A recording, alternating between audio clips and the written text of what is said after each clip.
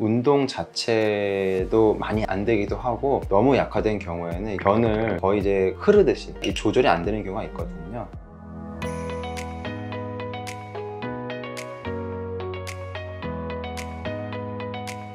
안녕하십니까, 청주 설화상하의과 대표원장 오선입니다. 오늘은 수술하고 진료보면서 환자분들이 정말로 궁금해하시고 많이 물어보시는 내용들에 대해서 전달하는 시간을 갖도록 하겠습니다. 안녕하세요, 원장님. 네. 요실금, 변실금 얘기하면 내가 좀 그쪽 근육이 약해졌나? 항문 근육을 좀 강화해야 되나? 이런 생각 많이 들더라고요. 그렇죠. 항문 근육의 약화는 어떻게 진단할 수 있고 또 치료할 수 있을까요? 항문 쪽은 근육이 있는데 이제 여러 개가 있죠. 단적으로 보면은 이제 간단하게는 내관략근과 이제 외관략근이 있거든요. 그래서 관략근의 힘이 좀 약해지는 경우라 보시면 되고, 일반적으로 이제 손상되거나 뭐 다치거나 이런 경우는 흔치는 않죠. 변실금이나 이런 요실금, 또 요실금 같은 경우는 어차피 이제 비뇨기과 쪽이나 산부인과 쪽에서 많이 보시기 때문에 저희는 항문외과에 이제 집중된 그런 내용들을 보게 되면 결국 변실금인데, 일반적으로는 이게 남성분들보다는 여성분들 더 흔합니다. 왜냐하면 여성분들이 아무래도 출산의 어떤 그런 과정이 있기 때문에 출산할 때 보면 아기가 나오면서 질 주변에 있는 그런 회음부 쪽이나 항문 쪽의 어떤 그런 영향도 같이 주거든요. 아기가 이제 머리가 나오거나 통과를 하면서 관략근이나 이런 부분들, 항문 주변에 있는 그 회음부 쪽에 있는 근육들도 많이 늘어나거나 손상되거나 하는 경우도 있기 때문에 아무래도 남성분들보다는 여성분들한테 변실금이나 관략근의 약해짐 아니면 손상 같은 경우가 더 많이 생길 수가 있고, 또 하나는 이제 출산할 때 보면 아기가 잘 나올 수 있게끔 산부인과에서 이렇게 저희가 에피지오토미라 해가지고 질 옆쪽에 해가지고 회음부 쪽 이렇게 절개를 해주거든요. 그래서 이렇게 흔히 말해서 이렇게 좀 길을 넓혀줘야지 아기가 좀 잘 나올 수가 있고, 그렇게 하지 않는 경우에는, 잘못되는 경우에는 나오는 길이 파열되거나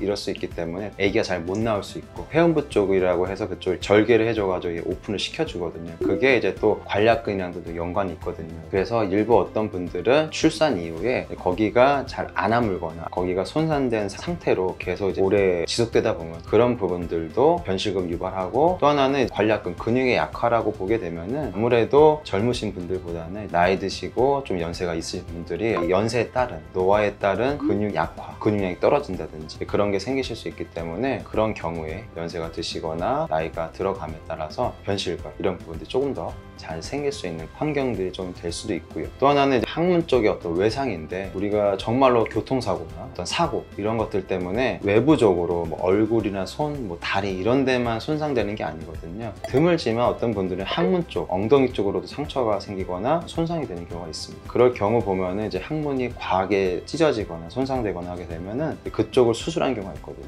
그러면서 항문 쪽 관략근 손상이나 또 그에 따른 부차적인 변실금 이런 게 좀 생길 수 있기 때문에, 아까 말씀드린 남성들보다는 여성, 그 다음에 연세가 좀 많아짐에 따라 사고나 외상에 따라서도 근육의 약화, 변실금 이런 게 좀 생기실 수 있다라고 보시면 될 것 같습니다. 항문 근육 강화를 위한 운동법이 따로 있을까요? 이거는 아마 많이들 알고 계실 거예요. 케겔 운동이라 해가지고 이제 항문 쪽을 주었다 폈다 하는 운동인데, 이제 이게 우리가 평상시에도 많이 하시는 게 좋아요. 우리가 헬스 하시거나 달리기 하거나, 요즘 보면 러너들 많죠. 우리 이제 건강을 위해서, 근력 강화를 위해서 운동하는 것처럼 항문 쪽도 이렇게 조였다 폈다 하는 운동이거든요. 한 번에 하실 때 10번이나 20번 이렇게 좀 횟수를 정하고, 예를 들어서 오전에 한 번, 뭐 저녁에 한 번 이런 식으로 횟수를 나눠서 하셔도 되고, 우리가 뭐 TV 보시면서 쉬실 때 그때 이제 수시로 그렇게 해보시는 것도 중요하거든요. 그렇게 평상시에 자주 하시면은 근력 강화되고 항문 쪽 어떤 그런 기능 강화에도 도움이 될 수 있을 거라고 생각됩니다. 그러면 항문 근육이 이렇게 약화된 부분에 있어서 이게 변실금하고도 연관성이 깊을까요? 변실금은 결국 이제 항문 쪽 기능이 떨어지고 근력도 떨어지는 부분들인데, 이제 그거랑 가장 관련이 있는 게 아무래도 그런 근육이겠죠. 근육이 손상돼서 그런 경우도 있고, 근육 자체가 노화되고 그 다음에 힘이 떨어져서 그런 경우도 있기 때문에 충분하게 관련성이 있다고 보실 수 있습니다. 그러면은 항문 근육이 약화되었을 때에는 강화시킬 수 있는 다른 치료법이라던가 처치법들이 있을까요? 평상시에는 아까 말씀드린 그런 운동이 좀 중요하고, 이게 변실금이 심하실 경우가 있거든요. 운동 자체도 많이 안 되기도 하고, 너무 약화된 경우에는 변을 거의 이제 흐르듯이 조절이 안 되는 경우가 있거든요. 그런 경우는 티어시법이라 해가지고 저희가 밖에서 이렇게 조여주는 방법이 있어요. 관략근 자체 어떤 손상이 심해서 열려 있으니까 이걸 조여주는 주는 거예요. 그 재질이 좀 여러 가지 있거든요. 의료용 테이프 같은 것들도 있고, 옛날엔 또 와이어 같은 걸로 해가지고 이렇게 안쪽에다가 이제 국소 마취만 해가지고 열려있는 이 항문을 좀 이렇게 조여주는 거죠. 이렇게 함으로써 변 보는 부분들이 새거나 흐르거나 하는 부분도 좀 방지할 수가 있고, 또 하나는 정기적인 자극을 주는 그런 장치를 신는 경우도 있어요. 아직은 되게 보편화되어 있는 방법은 아닌데 그런 방법들도 있다라고 보시면 될 것 같아요. 항문 근육 약화되는 부분에 있어서는 운동이 답이네요. 가장 그래도 예방하고 그 다음에 도움을 줄 수 있는 그런 방법이라고 보시면 될 것 같습니다. 그래도 안 되면 전문의를 찾아오는 맞아요. 것이 최고인 것 같습니다. 친절한 설명 감사드립니다. 이상 대장문 질환의 진심인